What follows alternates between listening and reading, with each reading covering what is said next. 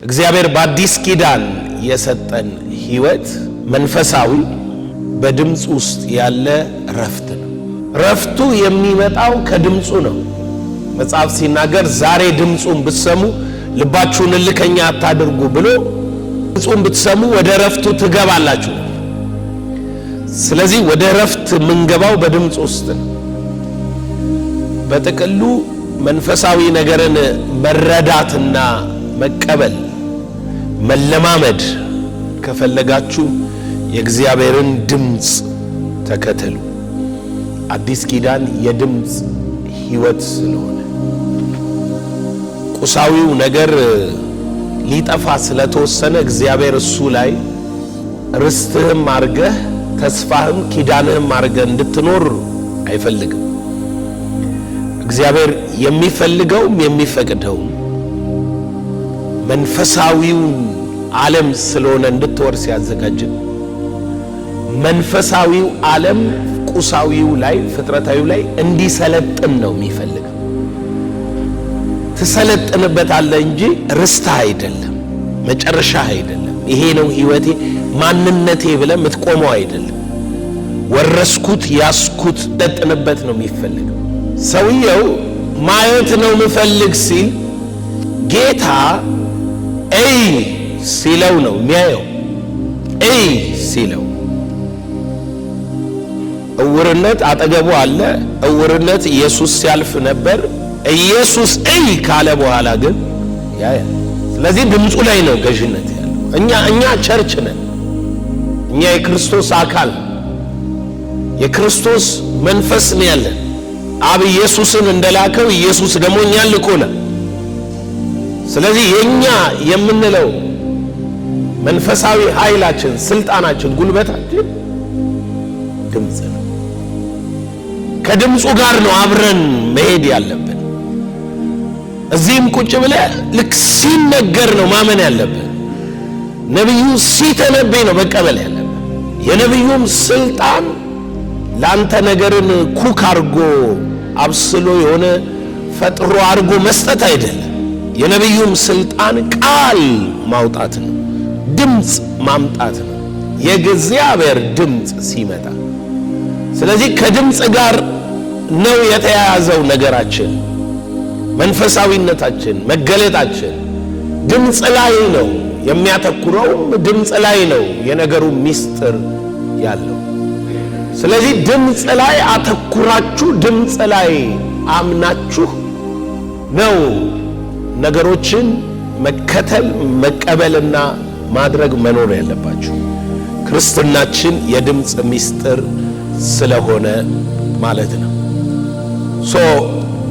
ሳምንት እያየን የነበረው ድምጹን እንዴት እንለያለን በሚለው ጉዳይ ላይ ነው። የመንፈስ ቅዱስን ድምጽ እንዴት መለየት እንችላለን? እንደነገርኳችሁ ሁሉ ነገር ድምጽ ነው፣ ከድምጽ ጋር ነው የሚያያዘው። እኛ ይላል የሰራዊት ጌታ እግዚአብሔር የሚለው ብቻ ነው። ይህንን ድንጋይ ዳቦ አርግ ሲለው ድንጋዩን አንስቶ አፉ ውስጥ ከቶ ድንጋዩን የሆነ ነገር አርጎ ምናምን አይደለም፣ ሐሳብ ነው የሚሰጠው። በውስጡ ድምጽ ነው የሚመጣው። በውስጡ ፍሎ የሚያደርገው ነገር የድምጽ ኃይል ነው። ምን የሚል ይህን ድንጋይ ዳቦ አርገህ የእግዚአብሔር ልጅ ከሆንክ እስኪ ትለካለህ፣ ነገር ይታያል። ፍሎ ነው የሚያደርገው፣ ድምጽ ነው። የማ ድምጽ ነው ነው ጥያቄው። ስለ ሰይጣን ታውቃላችሁ? ሰይጣን በብዙ ሰዎች ኃይለኛ ነው ተብሎ ይታሰባል። ሰይጣን እንዴት ነው? ሰይጣን ኃይለኛ ነው። ሰይጣን የእግዚአብሔር ተፎካካሪ ይመስለናል። ግን የሰይጣንን ኔቸር መጽሐፍ ቅዱስ ሲናገር ሰይጣን ከሆነ በኋላ ማለት ነው ሲናገር ውሸታም ነው የሚለው፣ ጨለማ ነው የሚለው። በሌላ አማርኛ የአንድ ሌላኛው ነገር አለመኖር ነው ሰይጣንን ኃይለኛ የሚያደርገው እንጂ ሰይጣን በራሱ ኃይላዊ ምንጭም ኃይለኛም አይደለም፣ ኃይልም የለውም፣ ሶርስ የለውም፣ የፓወር ሶርስ የለውም።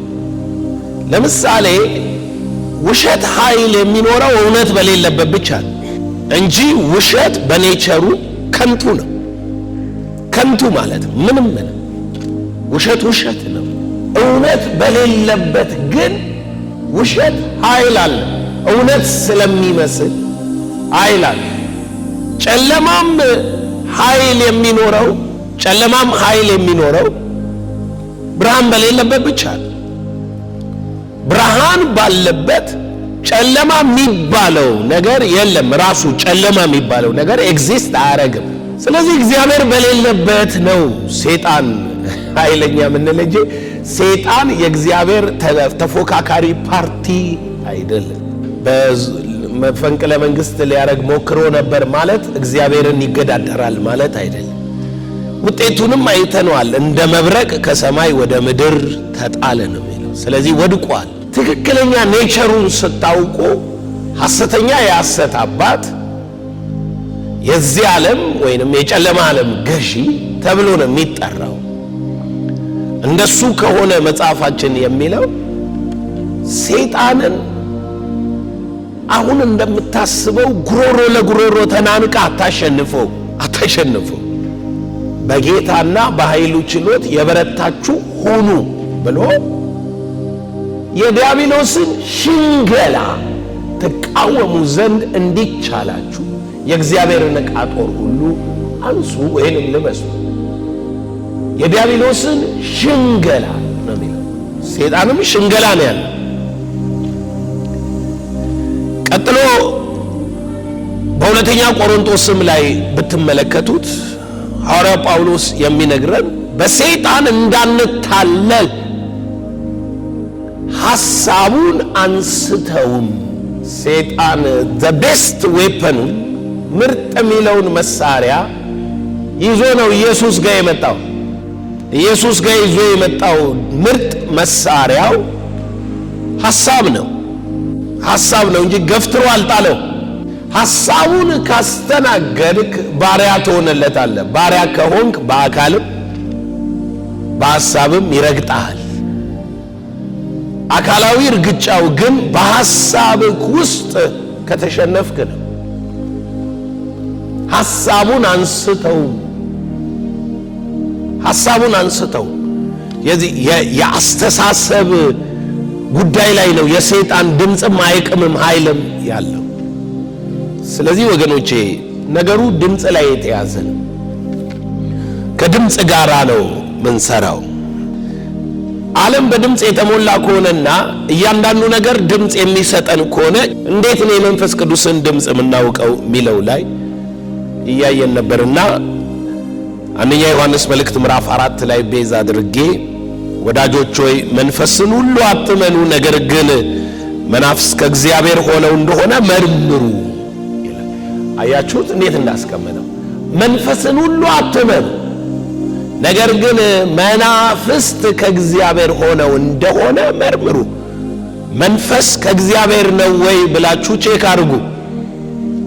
ዝም ብለህ አትቀበል። አንዳንድ ሰው እግዚአብሔር እንዲህ ይላል ስለተባለ እውነት ይመስለዋል። ልክ ነው፣ እውነት ይመስለዋል። የኢትዮጵያ ወንጌላማዊ ማህበረሰብ ስለኔ ያለው አመለካከት ድሮ በጣም የተበላሸ ነበር።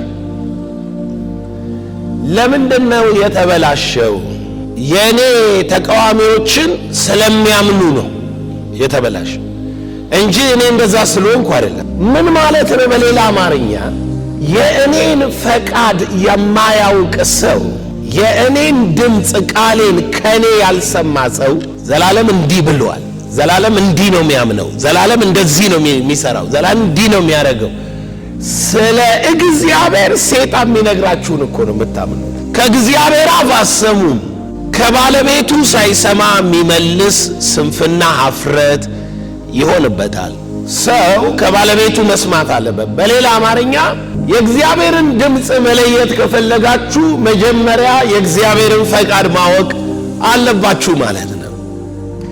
ይሄንን ፈቃዱን ማታውቁ ከሆነ በእግዚአብሔር ስም ይነገራችኋል። እኔ አንዳንድ እምነቶቼን አሁን በደንብ ኢምፕሩቭ እያረኩ ያለኋቸዋል፣ እያረጋገጥኳቸው ያሉ እምነቶች አሉ። ከነኚህ እምነቶቼ ውስጥ አንደኛው እግዚአብሔር የማይለወጥ ፈቃድ አጽንቷል። ማይለወጥ። ለምን? ብዙ ሰው እግዚአብሔር በየመንገዱ ሐሳቡን የሚቀይር ነው የሚመስለው። ከእግዚአብሔር ጋር ጉዞ ይጀምርና ጌታ ተናዶብህ የሆነ ነገር ሐሳቡን የቀየረ ይመስላል። እሱ ሙሴ ላይ ነው። መጽሐፍ ሲናገር እግዚአብሔርና ሙሴ ተገናኝተው ወደ ግብፅ እየሄዱ እያለ ሙሴ ልጁን አልገረዘም እና የአብርሃም የኪዳን ዘር ስርዓት ውስጥ አይደለም ማለት ነው። ስለዚህ እግዚአብሔር በመንገድ ላይ ሊገለው አሰበ ይላል። ቀደም ሕዝቤን አርነት ታወጣለህ ብሎ ነበር፣ አሁን ግን ሊገለው አሰበ ይላል። ሚስቱ ሮጣ ሄዳ የድንጋይ ባልጩት ይዛ ልጁን ገረዘችው። የደም ሙሽራዬ ነው ማለት። አሁን ይህንን ጥቅስ ጠቅሶ አንድ ሰው እግዚአብሔር ስላስጀመረ እግዚአብሔር ይገላል ዝም ሚል እንዳይመስል፣ ምክንያቱም ሙሴን እንዲያርጓል ሊል ይችላል ጥቅስ ስላለ። ፈቃዱን የሚያውቅ ሰው ግን ይህን ሰውዬ እሱ ሙሴ ነው ለሙሴ ነው።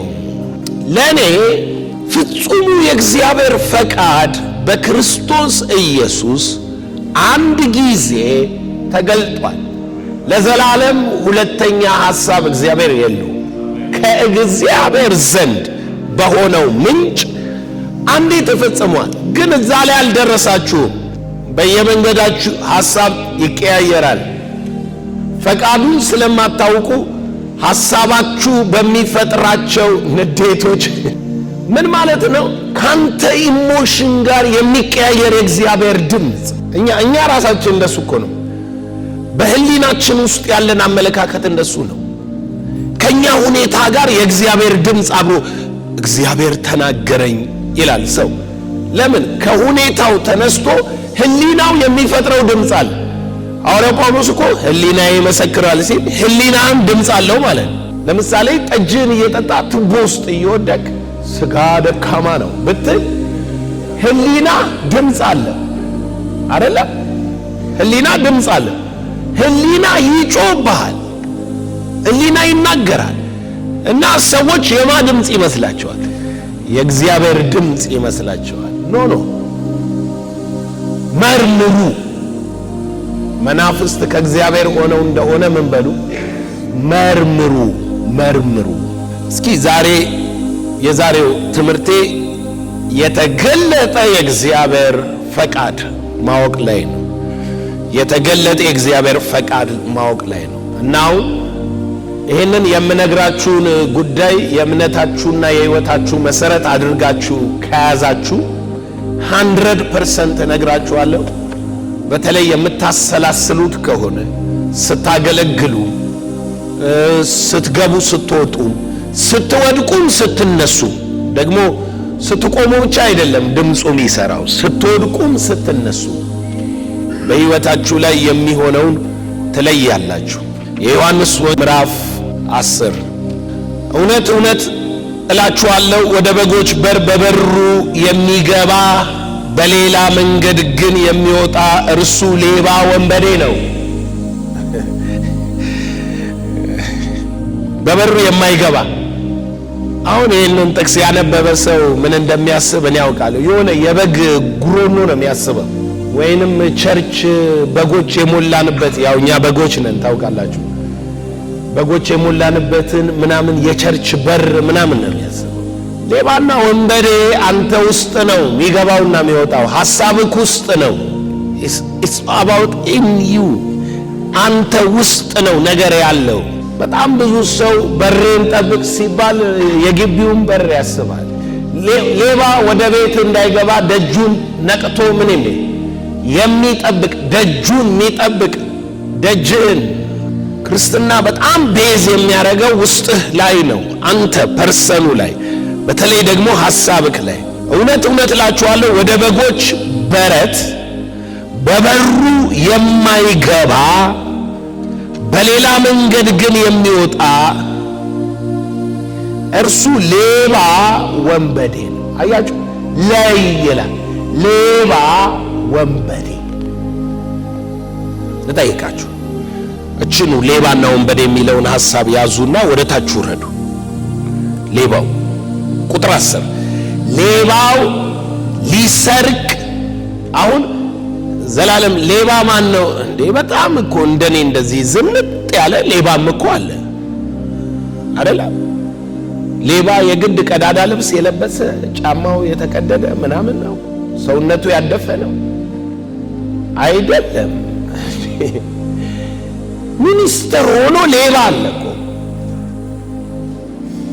ሚኒስተር ሆኖ ነው የምላችሁ። ኢንቨስተር ሆኖ ቢሊዮነር ነው እያልክ ሌባ አለ። ቢሊዮነር ነው በጣም የተከበረ የምትለው የሃይማኖት መሪ ሆኖ ሌባ አለ። ታይትሉ አይደለም ጥያቄው ማለት ነው፣ ካራክተሩ ነው ጥያቄው። ስለዚህ ምን ይለዋል ኢየሱስ? ቅድም ሌባ አለ፣ ወንበዴ ነው አለ። ሌባ ነው ወንበዴ ነው አለ ቅድም። ወደ በበሩ ማይገባ፣ በበሩ በትክክለኛው በር አለ፣ በበሩ ማይገባ፣ በሩን ማያውቅ ሰው በእርግጥ ይሄ ሌባ በምን ገባ የሚለው ላይገባው ይችላል። በሩን የሚያውቅ ሰው ግን ማንኛውም ድምፅ ሲመጣ በበሩ ነው የገባው አይደለም ብሎ ነው። የበሩን መስመር ይዞ ነው የመጣው፣ በሌላ መንገድ ነው ወይስ በበሩ መንገድ ነው? ከበሩ ጋር ነው የመጀመሪያው ወንበዴ።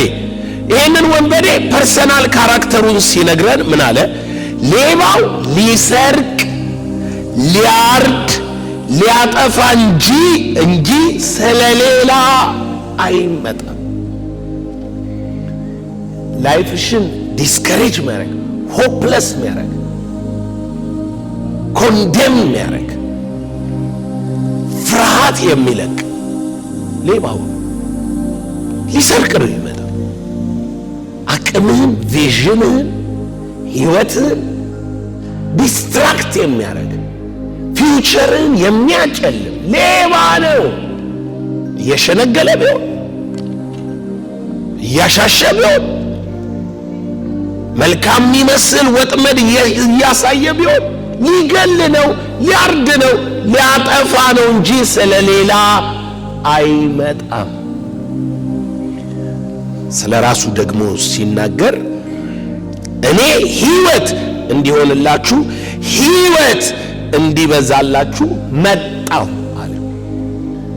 ኢየሱስ ከሆነ የመጣው ምንድነው? ሕይወት።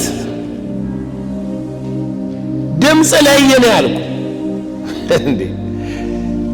ይመጣል ወደ አንተ። ኢየሱስም ይመጣል፣ ሰይጣንም ይመጣል። በበሩ የሚገባው የበጎቹ እረኛ ነው። በበር ነው የሚገባው። በሌላ በኩል አይገባም። በሌላ መንገድ አይመጣም። መንገዱን በሩን ማታውቅ ከሆነ ግን ዩፌል ማን እንደሆነ አትለየውም። ሌባ ነው ወንበዴ ነው የሚለውን አትለየው። የመጀመሪያው አይተህ አለ በበር ካልገባ በሌላ መንገድ የሚወጣ ገና እንትኑ አገባቡና አወጣጡን አይተህ ማይንድክ ውስጥ ነው ማወራው፣ ድምፁን ነው ማወራው። አገባብና አወጣጡን አይተህ ይሄ ወንበዴ ነው ትላለህ። ከዛ ትንሽ ቆይተህ ደግሞ ፐርፐዙን አይተህ ላይፍክ ውስጥ የሚፈጥራቸውን ሲምፕተሞች አይተህ ሌባው ነው ትላለህ። ለምን? ሊገል ነው፣ ሊሰርቅ ነው፣ ሊያርድ ነው፣ ሊያጠፋ ነው እንጂ ስለሌላ ምን አይልም አይመጣም። እንዳትረሱ ሰይጣን ውሸታም ነው ያለው፣ ሸንጋይ ነው ያለው። የዚህ ዓለም መንፈስ ሁል ጊዜ ድምፁ እንደዛ አይነት ነው። ተስፋ አስቆራጭ ነው፣ አቅም የሚያሳጣ ነው፣ ተስፋን የሚያጨልም ነው፣ ኮናኝ ነው። የዓለምን መንፈስ አልተቀበልንም አለ። ከምኞቱ ነው የሚጀምረው። ስለዚህ ነቅተን ድምፁን መለየት አለብን። ቁጥር 2 በበሩ የሚገባ ግን የበጎች እረኛ ነው፣ ለእርሱ በረኛው ይከፍትለታል። በጎቹ አሁን ቅድም ወንበዴ፣ ሌባ ምናምን የተባባልነው በእረኛ በጎች ምናምን የተባባልነው ሁሉ ኮኔክት የሚያደርገው እዚህ ጋር ነው። ምን ይላል? በጎቹም ድምፁን ይሰሙታል። የራሱን በጎች በየስማቸው ጠርቶ ይወስዳቸዋል። የራሱን ሁሉ ካወጣቸው በኋላ በፊታቸው ይሄዳል። ስሙ፣ በጎቹ ድምፁን ያውቃሉና ይከተሉትማል። ምኑን ያውቃሉ? ድምፁን። ላንተ ባይስማማ ከአይምሮ ጋር ባይሆን እንኳን ድምፁን ያውቃሉና። ችግራችን ምንድነው? እግዚአብሔርም እንደ በስጋ እንዳለ ጓደኛዬ ያለውበትን ሁኔታ የሚያወራ ይመስለኛል። ሚያየውን ዙሪያዬ ላይ ያለውን ሐዋርያው ጳውሎስ የሚለውን ሐሳብ ልንገራችሁ። ለምሳሌ የተናደደ ሰው ጓደኛ በጣም የቅርብ ነው። ስለዚህ ባንተ በሆነ ጉዳይ ተናዶባል። አንተ ያጠፋው ጥፋት አለ። ምን አይነት ድምጽ ትጠብቃለህ? ቁጣ ነው የምትጠብቀው። ይታወቃል። አንተም እሱም ስለምታውቁ ሲናገር የገሰጸ የተቃወመ የተጣላ ሊናገር ይችላል። የሚያውቀውን ነው፣ ያየውን ነው፣ ስሜቱን ነው የሚገልጠው። ዲስትራክት ሊያረግ ይችላል። ጳውሎስ ግን ምን እንዳለ ታውቃለህ? በደንብ ስሙ። ለማነጽ የሚጠቅም የጸጋ ቃል እንጂ ክፉ ቃል ከቶ ካፋችሁ አይውጣ። ለማነጽ የሚጠቅም የጸጋ ቃል። እስኪ ያዕቆብ ያለውን አንብቡት። ያዕቆብ ምዕራፍ 4 ዓለምን መውደድ ከአባት ጋር ጸብ እንደሆነ አታውቁም? የዓለም ወዳጆች አመንዝራዎች ሆናችኋል። ስለዚህ አለና በእናንተ ዘንድ ያሳደረው መንፈስ በቅናት ይመኛል። you are the opposite worker ማለት ነው። ተቃራኒ ኃይል ነህ። እግዚአብሔርን እያበሳጨኸው፣ እያናደድከው ነው። ግልጥ ነው የተጻፈው። እያናደድከው ነው የሚለው። ከእግዚአብሔር ጋር ጸበኛ ሆነ። አንተ ጋር ያለው ስፒሪት በቅናት ምን ይላል? ይመኛል አለና የተጠቀመው ቃል ምን ይላል? ጸጋን አብልጦ ይሰጣል። ድምፁ ምን አይነት ነው? ጸጋ ነው። አንዳንድ ሰው የእግዚአብሔርን ድምፅ በትክክል በክርስቶስ ስላልሆነ የሚተረጉመው፣ ከሁኔታው ተነስቶ ስለሆነ የሚተረጉመው እንዴት እንደሚረዳው ታያላችሁ። የእግዚአብሔርን ድምፅ ማለት ነው የሚረዳው በዓለምና በእግዚአብሔር መሃል ያለውን ለማነጽ ለማዳን የሆነውን ስርዓት፣ ጸጋ ሰጥቶ ከገባበት ለማውጣት የሆነውን ስርዓት፣ የእረኛ ስርዓት። ይሄ አንብቡት። ስለ ድምፅ ነው ዮሐንስ 10 ሙሉ የሚናገረው ስለ እረኛ ማለት ነው። በጎች ድምፁን ይሰማሉ፣ ወደ እረፍት ይመራሃል። እግዚአብሔር እረኛዬ ነው። እረኛዬ ከሆነ ምኑን ነው የሚያሰማኝ? ድምፁን። ድምፁ የሚያሰማኝ ከሆነ ወዴት ይመራኛል? እረኛዬ ወደ እረፍት ይመራኛል፣ በሕይወት ውኃ ዘንድ ያሳድረኛል። ሲቀጥል ነፍስህን ይመልሳታል። በሞት ጥላ ስትሄድ በትርና ምርኩዝ ይሆናል። ይባርካል፣ ቸርነትን ያደርግልሃል፣ ይከተልሃል፣ ለዘላለም በቤቱ ያኖርሃል። ከነግቡ የእረኛህ አቋም ይታወቃል። እረኛህ ገዳይህ አይደለም። እረኛህ አሳዳጅህ አይደለም። እረኛህ ተቃዋሚህ አይደለም። እረኛህ አጥፊህ አይደለም። እረኛህ ደግሞ ድምፅ ነው የሚያሰማ። ስለዚህ አሁን ፈቃዱን ስለማናውቅ፣ የድምፁን አይነት ስለማናውቅ እግዚአብሔርን በሁኔታዎች ውስጥ ባለው ማንነት እንተረጉመውና ያ ድምፁ ይመስለናል የእግዚአብሔር ድምፅ። ለምሳሌ ሁለተኛ ቆሮንቶስ ምዕራፍ 7 ላይ ሐዋርያው ጳውሎስ ንስሐ ስለገባ ሰውዬ ይናገራል። ንስሐ ስለገባው ሰውዬ ሲናገር ጳውሎስ የሚያስቀምጠው ቃል በጣም የሚገርም ነው። የእግዚአብሔርን ድምፅ ሰምታችሁ አለ ንስሐ ስትገቡ ከዛ ድምፅ የተነሳ ምን ተፈጠረ አለ። እንዴት ያለ ቅናት፣ እንዴት ያለ በቀል፣ እንዴት ያለ እያለ ለመዳን የሚሆንን ነገር አመጣ። እዛው ላይ ከዓለም የሆነው ግን ብሎ ምን ይላል? ወደ ሞት ይሄዳል። ድምፅ ሰምተህ ወደ ሞት የሚወስድህ ከሆነ የሰማው ድምፅ የማን ነው? ድምፅ ሰምተህ ማለት በሕልም ተናግሮ ምናምን ማለት አይደለም። እዚህ ውስጥ ድምፅ አለ። በየሰከንዱ አሁን ድምፅ አለ። ድምፅ የማን ድምፅ ነው እየሰማ ያለው? ለምሳሌ ሳኦልን ምሳሌ አድርጌ በብሉይ ኪዳን ልንገራችሁ። ሳኦል ወደ ሳሙኤል ሲመጣ በውስጡ ያለው የሚጮኸው ድምፅ የጠፋው አህያ ነው። በአካል እየፈለገ 3 ቀን ሆኖታል። ውስጡ ያለው ድምፅ የጠፋው አህያ ነው። ስለ ጠፋው አህያ ነው ልቡ የሚጮህ። ከዛ ሳሙኤል አገኘውና አይ እግዚአብሔር በእስራኤል ላይ ላለው ነገር ንጉሥ እንድትሆን መርጦሃል አለው። ሰውየው ሳሙኤል አላነሳም እኮ እኔ ቢንያማዊ ነኝ። ሌላ ድምፅ አለ ማለት ነው። ቢንያም ማለት 12ኛው ነገድ ነው። በዕድሜ የመጨረሻው ትንሹ ልጅ ማለት ነው። የዮሴፍ ታናሽ መጨረሻ ላይ ለያዕቆብ የተወለደው ዮሴፍ 11ኛ፣ ከዛ ቢንያም ነው 12ኛ። ትንሹ ቢንያም በነገድ አጠራር በቤተሰብ ውስጥ ሲያድጉ ወደ ነገድ አድገው ከቢንያም ወገን ንጉሥ ይሆናል የሚል አቋም የለም። ለምን? አናሳ ብሔር አናሳ። ይሄ በባህል ውስጥ የነበረ ድምፅ ጮኸበት። ማን የነገረው? ሳሙኤል ነግሮታል? የእስራኤል ነገድ ተሰብስቦ ነግሮታል? አልነገረው። there is a voice always። የማይለይ ሰው ከልምዱ የሚጮሁ ድምፆችን የጌታ ይመስላል። ከባህሉ የሚጮሁ ድምፆችን የጌታ መንፈስ ቅዱስ የተናገረው ይመስላል። ይሄ ሁሉ ምክንያቱ ምንድነው? ድምፄን ያውቃሉ ካለ ከዚህ በፊት ሰምተዋል ማለቱ ነው።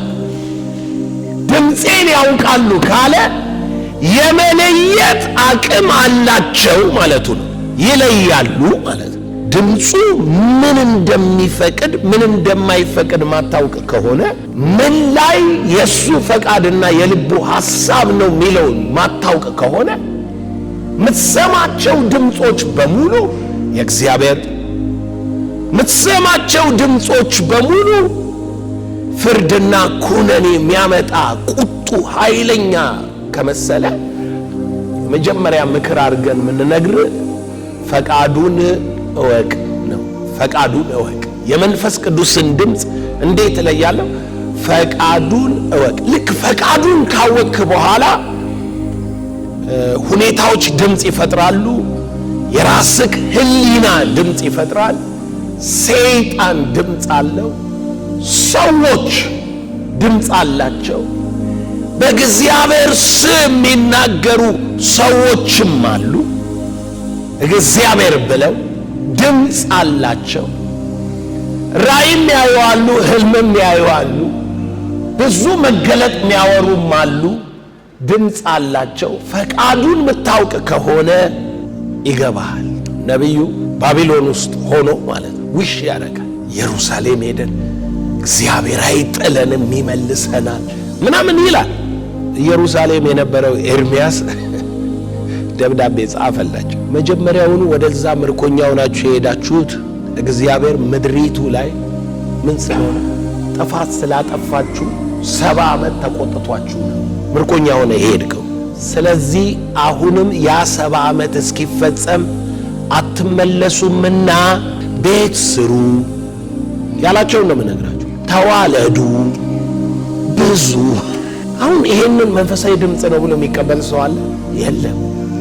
የእግዚአብሔር ፈቃድን ማያውቅ ሰው እግዚአብሔርማ ወደ ምድራችን ይመልሰናል፣ እንዴት አንተ እንግዳ ምድር ተዋለዱ ትላለህ?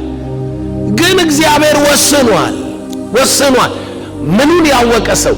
ውሳኔውን ፈቃዱን ያወቀ ሰው ነው።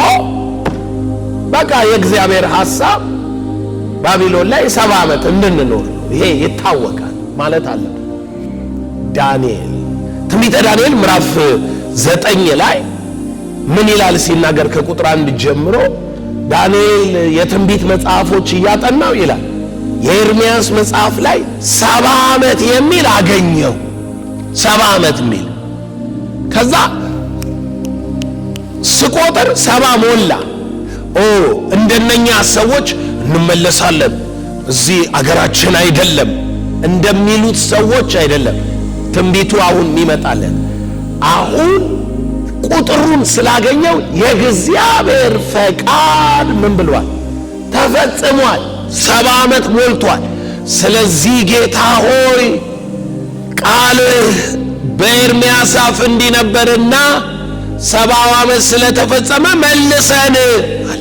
ፈቃዱን የሚያውቅ ሰው አየህ ከራሱ ግምት አይጀምርም። ዳንኤል እኮ ተዋልዶ የንጉሥ ባለሟል ሆኖ ረጅም ዘመን ኖሮ መጨረሻ ላይ ሲደርስ ቁጥሩ ልክ እንደ እግዚአብሔር ቃል ስንት ሲሆን 70 ሲሆን 70 ዓመት ሞልቷል አለ ዳንኤል። ከፈቃዱ ጋር ነው የሚሄደው። ከዛ ደግሞ እግዚአብሔር አይ አንተ የምትለው 70 እንደዚህ አይነት አይደለም ብሎ ሌላ ትርጉም ደግሞ ነገረው። የእግዚአብሔር ፈቃድ አሁንም ዲፑን ጥበብና ማስተዋል ዕውቀት ልሰጥ ምን ብያለሁ መጥቻለሁ ብሎ መልአኩ ዳንኤልን አስረዳው። ስለዚህ አሁን ድምፁን ለመለየት መጀመሪያ ፈቃዱን ማወቅ አለ። ካለዛ ከኮመን ሴንሶች ተነሳና እግዚአብሔርማ አይጥለንም ብለህ ትጀምራለህ። አይ 70 ዓመት ብያለሁ መንገድ ላይ ሐሳቤን አልቀየርም ይላል። በጣም ብዙ ነቢያት ነበሩ። የሚገርማችሁ ነቢያት ብዙ ነቢያት ነበሩ የሚተነብዩ ማለት ነው። ትንቢት ነው የሚናገሩት። እግዚአብሔር ይመልሳችኋል፣ እግዚአብሔር እንዲህ ይላችኋል፣ እግዚአብሔር እንዲያ ያደርጋችኋል፣ እግዚአብሔር ወደ ኢየሩሳሌም እንሄዳለን አዘጋጁ ሚላለ ቀን የሚቀጥር ሁሉ ነብይ አለ። ሁለተኛውን ዓመት እዚህ ባቢሎን አታሳልፉም ይላል። ማን ነው ስትለው እግዚአብሔር። እነ ዳንኤል እነ ሕዝቅኤልም እዛ የነበረ ነብይ ነው። እነኚህ ሜጀር ፕሮፌትስ አንድም ቦታ እግዚአብሔር እንዲያረጋናል ብለው ሐሳቡን ቀይሮ አይሉ። እነኚህ ድምፁ ከየት እንደሆነ የመጀመሪያውን ፈቃድ ማያውቁ ማለት ነው። አዲስ ድምፅ በተፈጠረ ሁኔታ ያመጣሉ። ወንጌል ታምናላችሁ? የእግዚአብሔር ድምፅ ላይቀየር የተነገረበት መንገድ እንዳለ ታውቃላችሁ? ማይቀየር የእግዚአብሔር ድምፅ ክርስቶስ በመስቀል ከሞተ በኋላ ከሙታን ከተነሳ በኋላ ከእግዚአብሔር ዙፋን የተላከ ድምፅ እንዳለ ታውቃላችሁ? ለሰው ሁሉ ያ ድምፅ ደግሞ ራሱ መንፈስ ቅዱስ እንደሆነ ታውቃላችሁ? ያ መንፈስ ቅዱስ ደግሞ መሃላችን አሁን ሲናገር እንደዚህ ዝብርቅርቅ ያለው የነቢያትና የሐሳብ ድምፅ ብዛት ሰማይ ላይ እንደዛ አይደለም። መንፈስ ቅዱስ ውስጥ እንደዛ አይደለም። ፍጹሙ ድምፅ አለ። አንድ ጊዜ አንዲት ልጅ አንድ ፓስተር የእምነት ቃል ስብከት ሲሰበክ አዋጅ ሲታወጅ ደስ የሚል ጥቅስ ጠቅሳ፣ ያው ሁላችንም ባለንበት አገልጋዮች ነን፣ ሁላችንም ባለንበት ደስ የሚል ጥቅስ ጠቅሳ ገሰጸችን። ከዛ ስንወጣ እንዴ ዘሌ ይሄ ነገር እንዴት ነው ሲሉኝ ተዋት ራሷ ናት አልኩኝ። ውዴ ሳይፈልግ አታነሳሱት እናንተ ኢየሩሳሌም ቆነጃጅት ሆይ ይላል መኃልየ ላይ ያለ ቃል። ጌታ ሊባርክ ያልፈለገውን ትባረካለህ እያላችሁ አለች። ጌታ ሊፈውሰው ያልፈቀደውን ተፈውሰሃል እያላችሁ ተግሳጿ ያ ነበረ። ጌታ ሊያድነው ያልወደደውን ያድንሃል እያላችሁ ሳይፈልግ እናንተ አታነሳሱት አለች። ደስ አይልም? ጠቅሶ ደስ ይላል በእውነት። እኔ ግን እኔ ከእግዚአብሔር በላይ ሆኜ እንዲባርካት ፈልጌ እሱ ሊባርካት ሳይፈልግ እንዲባርካት ፈልጌ ከእግዚአብሔር በላይ ኪዳን አለሽ you are blessed ንፋስ መጥቶልሻል እግዚአብሔር እንዲህ ይልሻል ስል ቁጭ ብላ ምን ትላለች ያቺ ሰባኪ ማለት እናንተ ኢየሩሳሌም ቆነጃጅ It's not the voice of God። ይሄ እኮ ፍጹሙን የእግዚአብሔር ፈቃድ የማያውቅ ሰው ላበበችና ለከበደች ሁለት ድምፅ አለው እግዚአብሔር ብለው የሚያምኑ ናቸው።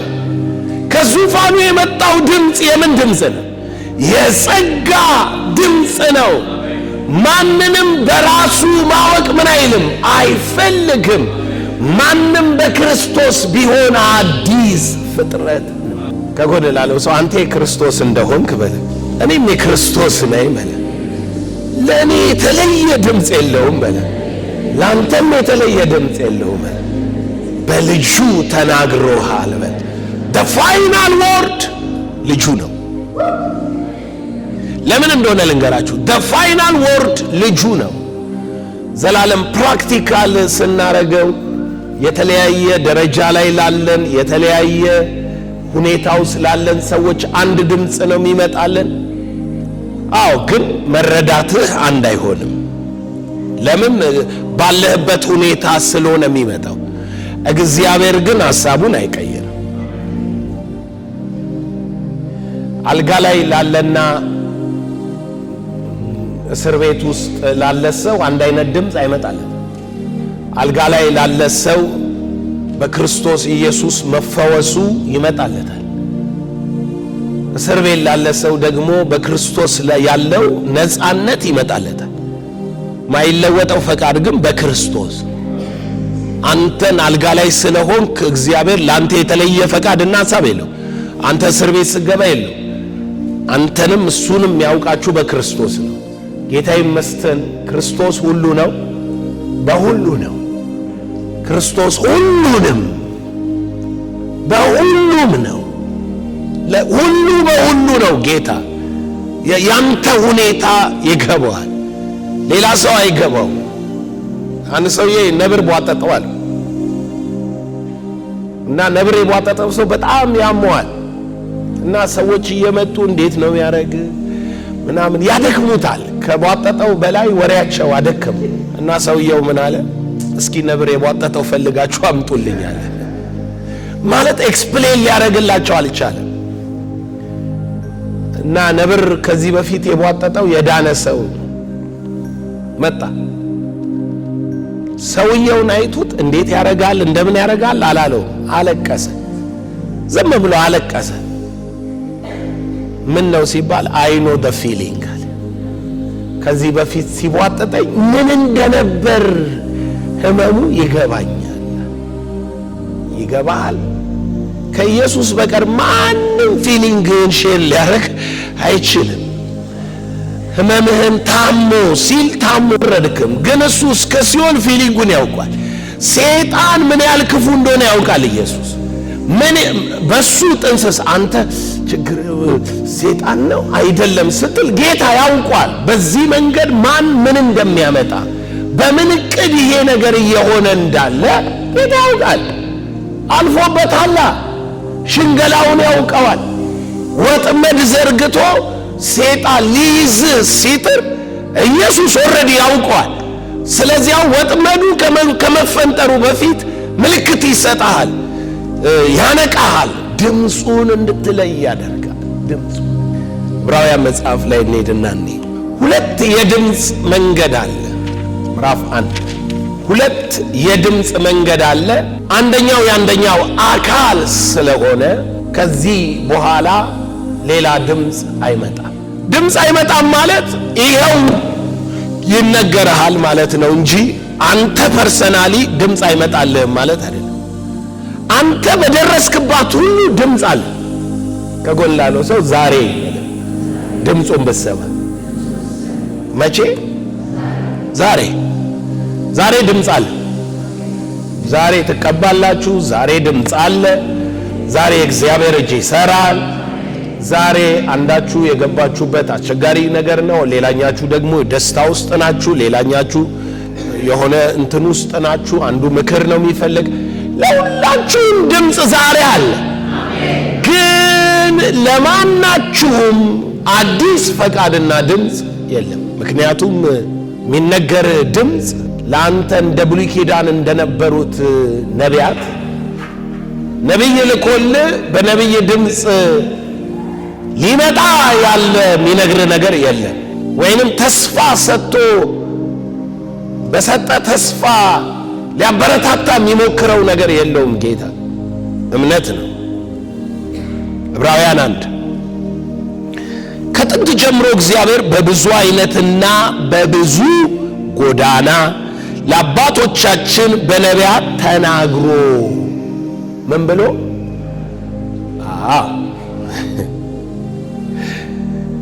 እናንተ ድምፅ የመለየት ሚስጥር ሲገባችሁ ምን እንደምትሆኑ ታውቃላችሁ? ከግለሰባዊ ሐሳብና አቋም ትወጣላችሁ። መጀመሪያ እግዚአብሔር ለአብርሃም ተናገረው ሚለው ሐሳብ ከአይምሯችሁ ካልወጣ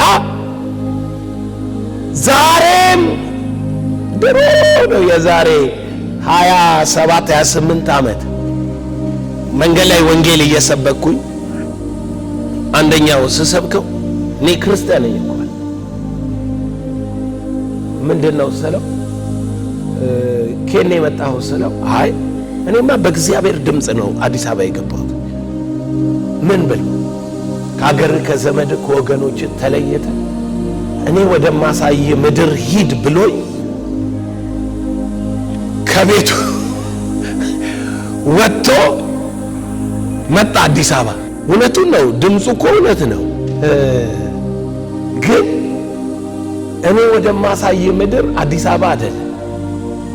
አብርሃም ራሱ ከናን አይደለማ ምድሩ። እግዚአብሔር የሚሰራትን ከተማ ይጠብቃል ነው አይደል? ፍጹሙን ድምፅ ማያውቅ ሰው እግዚአብሔር ፐርሰናል ለአብርሃም የተናገረ ይመስለዋል። ዛሬ ይልና ደግሞ ጌታ ሆይ ለኔም ተናገረኝ ይላል። ለኔም ተናገረኝ። እኔ ልንገርህ፣ እግዚአብሔር በብዙ አይነት በብዙ ጎዳና ለአባቶቻችን በነቢያት የተናገረው ፍጹሙ ድምፅ የልጁ መምጣት። ለሳራ የተነገራት ይስሐቅ አይደለም ነው። አንቺ ዛሬ ብድግ ብለሽ ጌታ ሆይ የሳራ አምላክ እኔንም ተናገረኝ ብትይ ለሳራ ፐርሰናል እንደነገራት አድርገሽ ቆጥረሽ አሁንም ደግሞ ፐርሰናል ላንቺ ፈቃድ አለው የለውም ብለሽ ብትይ አላወቅሽም። ለሳራም የተነገራት የይስሐቅ ጉዳይ አይደለም። የእግዚአብሔር ድምፅ ማን ነው? ክርስቶስ ነው። ስለዚህ የእግዚአብሔር ፍጹሙ ድምፅ ክርስቶስ ነው። ነገር ግን በሳራ ሁኔታ ለሁላችን ተነገረ።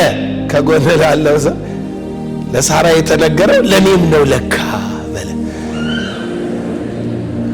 እኔ ደግሞ በለ የዚህ ድምፅ ባለቤት የሆንኩት በልጁ ነው በለ። ሃሌሉያ። ቮይስ መጀመሪያ መለየት የሚፈልግ ሰው የድምፅ መለያው አንቴና ፐርሰናል ከሆነ ነገር ቶሎ መውጣት አለበት። ፐርሰናል ከሆነ ነገር ጴጥሮስ አዲስ ኪዳን ውስጥ ያለነው ሰዎች ሲነግረን ማለት ነው ነቢያት ትንቢት ተናገሩ አለ። ነቢያት ትንቢት ተናገሩ አለ። ትንቢት ተናገሩና ባወሩላችሁ ነገር እናንተን እንጂ ራሳቸውን እንዳላገለገሉ አሁን አወቁ። ይኸውና እኮ በብዙ ጎዳና በብዙ መንገድ ነቢያት ምን አሉ? የተናገሩት ትንቢት ለአባቶቻችን በነቢያት ተናግሮ ነው የሚለው። የተናገራቸው ግን ስለነሱ ነው ወይስ ስለኛ ነው? ስለኛ ነው አለ ጴጥሮስ። ባወሩላችሁ ነገር እናንተን እንጂ ራሳቸውን እንዳላገለገሉ። ጥሩ ምሳሌ ሁሌ ምን ጠቅሰው ኢሳይያስ 53 የሰማነውን ነገር ማናምነዋል? የእግዚአብሔር ክንድ ለማን ተገልጧል? ይሄ እኮ ምናባዊ አይደለም እኮ። እግዚአብሔር ሊያደርግ ያለውን በልጁ የሚፈጽመውን ድምፁን አሰማ። እግዚአብሔር ፈቃዱን አስታወቀ። ፈቃድ ምንድነው ስትለው እግዚአብሔር ደዌህን መሸከም፣ ህመምህን መያዝ፣ ስላንተ መድቀቅ፣ ስለመተላለፍ መቁሰል፣ ስለ በደል መድቀቅ፣ እሱ የሚከፍለውን ዋጋ ተናገረ። ኢሳይያስ ተፈወሰ። የኢሳይያስ ደዌ ተወሰደ። የኢሳይያስ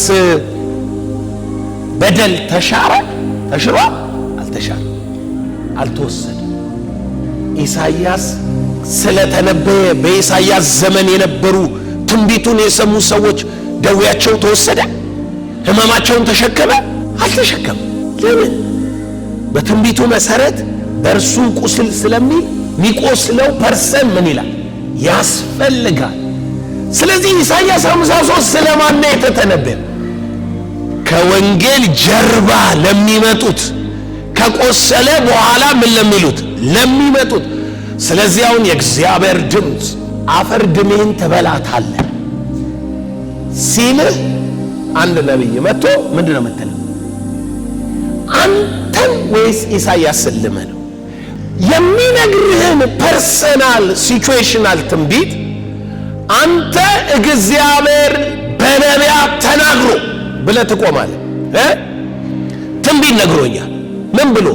ስለ መተላለፍህ ቆሰለ፣ ስለ በደልህ ደቀቀ፣ በእርሱ ቁስል አንተ ተፈወስክ። ታየውና ምን ትለዋለህ? አንተን አላምንህም ትለዋለህ። ለምን ስትል ትንቢት ይፈጸም አይፈጸም አላውቅም። ኢሳይያስ የተናገረው ግን ስለተፈጸመ አምነዋለሁ። ከጎን ላለው ሰው የኢሳይያስን ነብይነት አምኜ ተቀብያለሁ። ምክንያቱም በለ ተፈጽሟል፣ አካል ይዟል። ዘካርያስ ያለው ኢዩኤል ያለውን እኔ አምኛለሁ። መንፈስ ቅዱስ ዛሬ ትሞላል። በምን አወቅ? ኢዩኤል ተንብዮልኝ ነበራ። በሥጋ ለባሽ ላይ ከመንፈስ ያፈሳለሁ ብሎ ነበር። አሁን በጾም ጸሎት ብዛት የሚመጣ መንፈስ የለም። ትንቢቱንና ድምፁን ካመንክ ግን በጸሎት እያለ የሚመጣል። ፐርሰናል አታርገው። ድምፁ ኮንፊውዥን አይፍጠርብህ። ከጎን ላለው ሰው ነቢያቱ ላይ የነበረው ያው መንፈስ በለ መንፈስ ቅዱስ በለ ከሆነ አሁን አንተ የተሞላኸው የተጠመከው ለነሱና ላንተ የተለያየ ነገር አይነግርህም በለ። ስለዚህ መጽሐፍ ላይ የምታነበው ትንቢት በለ ያው መንፈስ ነው አሁንም የሚናገረው በለ። ለምን ይመስላችኋል ጸሐፊዎቹ ያገለገለባቸው ቦታዎች ሁሉ ላይ እንዲህ ተብሎ ተጽፎ ነበረ ብለው ይጽፋሉ አይደለም? ለምሳሌ አንድ ቦታ አልቀበላሉት ኢየሱስን። አልቀበል ሲሉት ኢየሱስ ተቆጣ። ኢየሱስ እናንተ አላቸው ከእግዚአብሔር ክብር ይልቅ የሰውን ክብር የምትፈልጉ የእግዚአብሔርን ክብር አላዩምና የሚል የኢሳይያስን ትንቢት አምጥቶ ይጽፏል። ላንብብላችሁ። ዮሐንስ ወንጌል 12 ኢየሱስ ይህንን ተናግሮ ሄደና ቁጥር 37 ተሰወረባቸው። ነገር ግን ይህንን ያህል ምልክት በፊታቸው ምን ቢደረግ ነቢዩ ኢሳይያስ ጌታ ሆይ ማን ምስክርነታችንን አመነ? የእግዚአብሔር ክንድ ለማ ተገለጠ ብሎ የተናገረውን ቃል ይፈጸም ዘንድ በእርሱ አላመኑ። ኢሳይያስ ደግሞ በዓይኖቻቸው እንዳያዩ እንዳይመለሱ እንዳልፈውሳቸው ዓይኖቻቸውን አሳውር ልቦናቸውን አደንድም ብሎአልና ስለዚህ ማመን አቃታቸው። ክብሩን ስላየ ኢሳይያስ ይህንን አለ፣ ስለ እርሱም ተናገረ። ከዚህ ጋር ከአለቆች ደግሞ ብዙዎች በእርሱ አመኑ፣ ሌሎች ደግሞ አመኑ። ነገር ግን የምኵራብ እንዳያወጧቸው በፈሪሳውያን ምክንያት አልመሰከሩለትም። ከእግዚአብሔር ክብር ይልቅ የሰውን ክብር ወደዋል። አያችሁት? ጸሐፊው ምን ይላል? ይሄ እኮ ተጽፎ የነበረው አሁን እያዩት ላሉት ነው። እያዩ ምን እንዳይሉ እንዳያዩ። ከ700 ዓመት በፊት ነው ኢሳይያስ የተናገረው ከኢየሱስ እና ሲናገር ኢየሱስ ፊት የቆሙትን እነኛን ሰዎች ነበር ሲተነብይባቸው የነበረው ሲናገር የነበረው። አሁንም ጉባኤ ውስጥ ያለነውን ነው የሚናገረን። ለምን? የትንቢቱ ድምፅ አድራሻው ከመስቀሉ በፊትና ከመስቀሉ በኋላ ባለ ላይ የሚፈጸም ነው። የነቢያቱ ድምፅ ባለቤቶቹ እነኚህ ናቸው። ኢሳይያስማ ክብሩን ስላየ ተናገረ። ረጅምና ከፍ ባለ ዙፋን ላይ ተቀምጧል ሚለውን ክብር ስላየ፣ እነኚህ ግን ክብሩን አይተው ማን ነው የእግዚአብሔር ክብር? ክርስቶስ አይተውት የዛለት ድምፁን አልታዘዙም። ማን ይሄድልኛል ማንን እልካለሁ ሚል ድምፅ ሰሙ አይደል? ኢሳይያስ 6 ያለ ሂድና ማየትም እንትላላችሁ መስማትም ሰማላችሁ። ያ ድምፅ የማን ድምፅ ነው? የነኚህ ፈሪሳውያን ድምፅ ነው። ከ700 ዓመት በኋላ የሚመጡ ሰዎች እነሱ ግን ለኛ አይደለም ድምፁ ይላሉ። እኔ ልንገርህ ከዘፍጥረት 3 እስከ ሚልኪያስ ድረስ የተነገረው ትንቢት ያንተ ነው። ዛሬም ትንቢት ይነገራል። ግን የሚነገር ትንቢት ዛሬም በሴም ስፒሪት ፈቃዱን ያልቀየረ ማለት ነው። በነቢያት ሲናገር የነበረው አሁን በአዲስ ኪዳን ፈቃዱን አይቀይርም። ያኔ የሚናገር የነበረውን ነው አሁንም ይነግር። ምክንያቱም ሁለተኛው ድምፅ ጳውሎስ ሲናገር ዕብራውያን ላይ በዘመን መጨረሻ ያለን እኛን በልጁ ተናገረን። ፋይናሊ በማ ተናገረ? ከልጁ ቀጥሎ ድምፅ የለም። ከጎን ላለው ሰው ከልጁ ቀጥሎ አዲስ ድምፅ የለም በለ። ዘላለማዊ ኢኮ ነው አሁን ያለው በለ። ዘላለማዊ ማስተጋባት ነው ያለው በለ። ድምፁ እንዲህ ይላል በለ፣ ኢን ክራይስት በክርስቶስ በክርስቶስ በክርስቶስ። አንድ ድምፅ እግዚአብሔር ልኳል በልጁ በልጁ።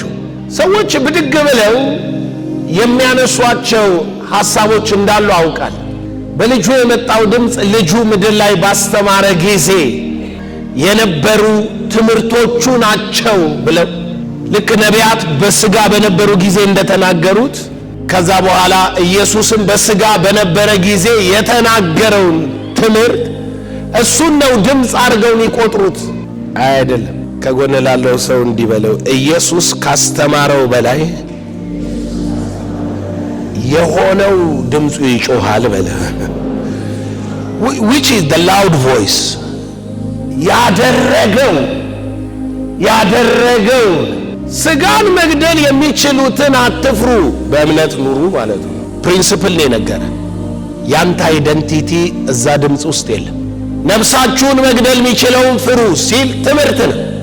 ይሄንን ትምህርት በጊዜው የኢየሱስ ድምፅ ይሄ ነው ይሄ ትምህርት ስለሆነ ብትለኝ እግዚአብሔር አንተን በድምፁ ከሆነ አድሬስ የሚያደርግህ የእግዚአብሔር ድምፅ ላንተ የልጁ መገለጥ ድርጊቱ ነው። ምኑ?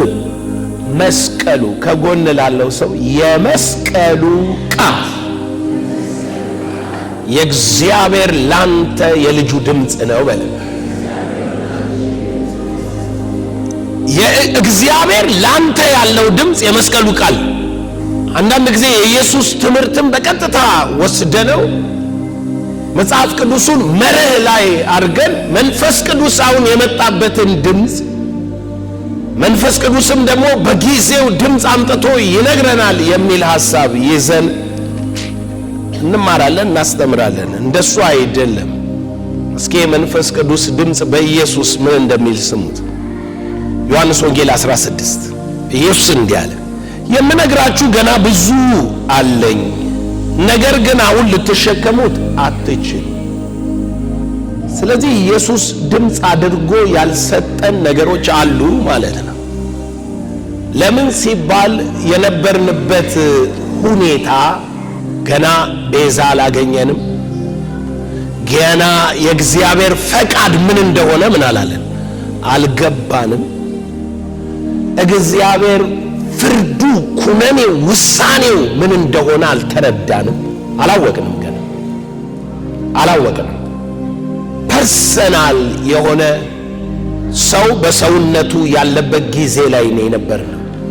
ስለዚህ የእግዚአብሔርን መለኮታዊ ፈቃድና እቅድ አይደለም ኢየሱስ የነገረ።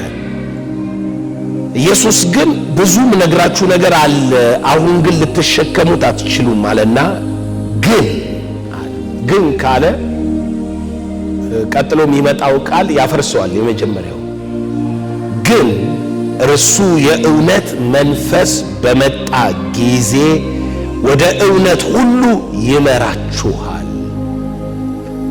የምን መንፈስ በመጣ ጊዜ?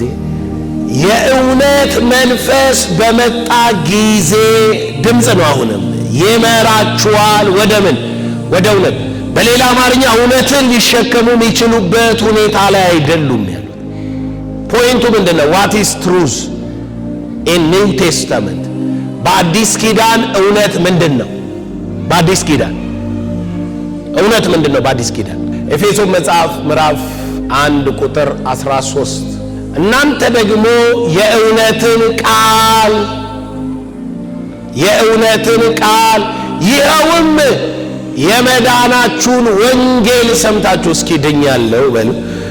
ከመስቀሉ በፊት በሉ አልዳንኩም፣ ከመስቀሉ በኋላ ግን ድኛለሁ። ድምፁ ይለያያል በሉ። ትድናላችሁ፣ ድናችኋል። መስቀሉ በፊት ያለው ምን ይላል? ትድናላችሁ። ልትሸከሙት ማትችሉት ድምፅ አለ፣ ሊገባችሁ ማይችል ያኔ። አሁን ግን መስቀሉ ቤዛ ሆኖ ማንነታችሁን ዲፋይን ስላደረገው ሲነገራችሁ ምን ይላችኋል? ይገባችኋል። በእርሱ ቁስል ሲል ይገባችኋል። በእርሱ ትንሣኤ ሲል ይገባችኋል። በእርሱ ሆናችሁ በአብ ቀኝ ሲል ይገባችኋል። ያኔ ግን በእርሱ የሚለው ይገባል አይገባም። ለምን? አንተን ሆኖ ባንተ ቦታ በመስቀል ላይ አልሞተምና የመስቀሉ ቃል አንተና እሱን ገና አላዋሃዳችሁምና የእሱ ጽድቅ ጽድቅ መሆኑን አታውቅም። ስለዚህ ሲነገር ለአንተ ነው የሚመስልህ። አንተና እሱ ተዋሃዳችሁ አንድ እንደሆናችሁ ካወቅክ በኋላ ግን ስላንተ ሲነገር አንተን አይደለም የሚነገርህ፣ እርሱን ነው ባንተ ውስጥ የሚነገረው። የሰማሁት ወንጌል የኔ ታሪክ ነው፣ ግን እኔ ያረኩት አይደለም በለው እስኪ።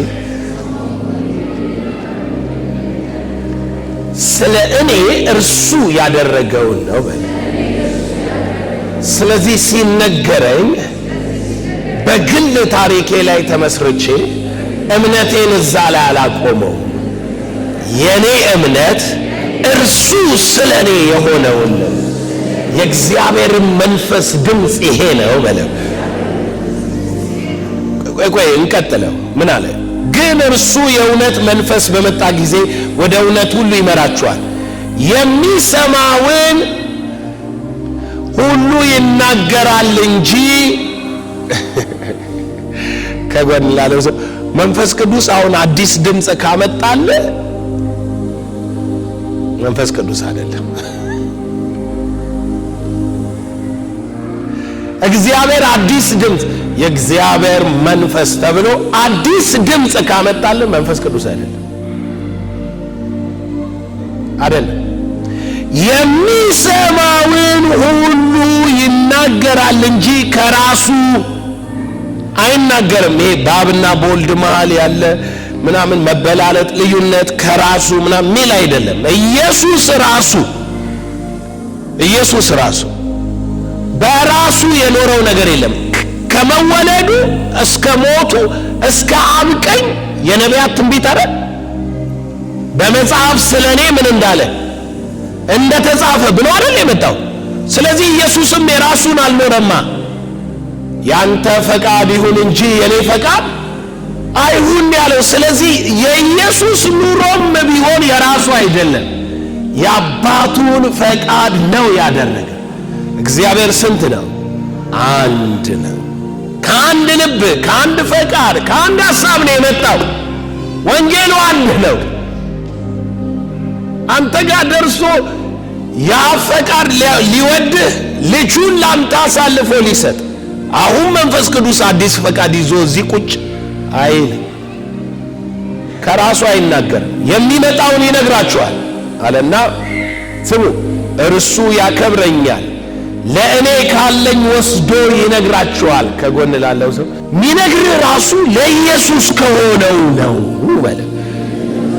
ኢየሱስ ባንተ ላይ ባለው ሐሳብ ነው በል፣ አቋም ነው በል፣ የሰራልህን ነው። ይህን እኮ ማመን ይባላል እኮ። ድምፁን ማመን፣ ቃሉን ማመን። ማመን እወድሃለሁ ስል ማመን ሲባል አሁን እዚሁ ባለ ሁኔታ አይደለም። በዘላለም ፍቅሩ ወዶሃል። ነቢይ አለ በዘላለም ፍቅሬ ወድጄሻለሁ፣ በምህረቴ ምን ብዬሻለሁ? ስቤሻለሁ አለ። ነቢይ ነው ያለ። እኔ ነቢይ ያምነዋል። እንዴት እንደ ጠላኋችሁ ይላል ጌታ ቢለኛ አንድ ሰው ምንድን ነው ማለት?